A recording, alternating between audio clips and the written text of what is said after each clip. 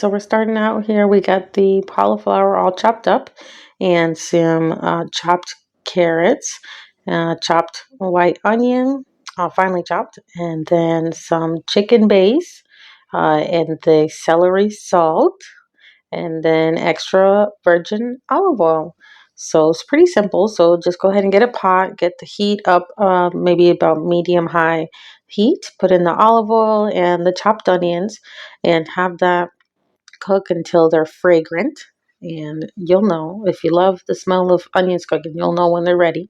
Meanwhile, while the onions cooking, go ahead and get in your food processor or your blender, put in the carrots so that way you can chop them up real fine. That way they're not quite a puree, but just chop it up real good. Once those are done, then you'll go ahead and take them and you're going to throw them into the pot with the onions that are already pretty well cooked, and mix it all in together, and throw in your chicken base. That's going to be most of the flavor for this, and go ahead and add in the cauliflower as well. Bring it over to your sink and fill it up about 3/4 of the way full, or just till you see it bring all the vegetables to the top. Add in your celery salt, and then you're going to mix it all up together so that way it gets a little more evenly combined. And then you're going to bring up the heat.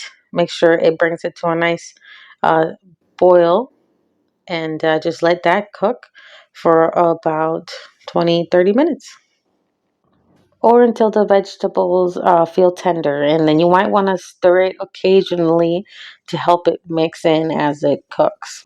You won't need to cover it, just so you can let the heat escape. So once it's cooked, where the vegetables are tender, you're going to want to take it back to your blender or your food processor and take it about 1 cup at a time and add it in. Make sure you leave enough room in your blender or food processor, because it's going to be hot while you're trying to get it all to like a kind of a puree soup, creamy soup consistency.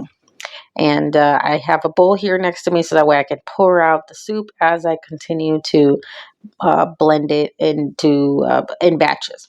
And just makes it easier that way. If you have a huge blender or that can handle all of it, then go for it. But it just makes it easier if you just do it in batches. So it took me about 2 to 3 batches to go ahead and get all the soup pureed and blended in all together. So once you got it all done, you can either enjoy it right now because it'll be just good enough to eat, or you can store it in a bowl and have it as like a meal prep, and you got your soup ready to go to heat and serve whenever you want it. It tastes great for lunch, or just if you want to have it with some grilled cheese. I highly recommend it. It's super yummy, full of antioxidants and vitamins, so it's kind of like a superfood soup, and it just tastes super good. So I hope you try it out. Buen provecho. Thank you so much for watching, and until next time, please remember to like and subscribe, and let me hear your comments below.